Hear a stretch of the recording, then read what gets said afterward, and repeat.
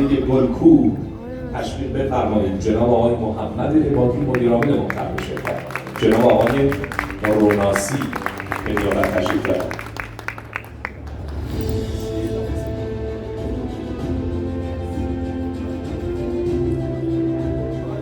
شرکت صنایع غذایی طبیعت اداره گلکو تولید کننده انواع محصولات غذایی فرآوری شده در حوزه انواع مربا و مارمالاد با سابقه دریافت نشان مدیران موفق ملی در انقلاب صنعتی چهارم و مدیران تاثیرگذار و کارآفرین از استان اصفهان با کیفیت برتر محصولات در کشور و همینطور حوزه صادرات.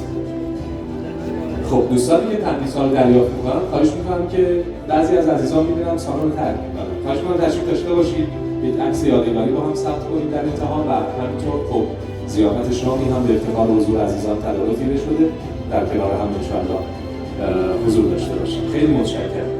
از شرکت صنایع فلزی آرگون نورد ایرانیان تقدیم می‌کنیم جناب آقای دکتر یزدان منصوری مدیرعامل محترم شرکت، جناب آقای سلیمانی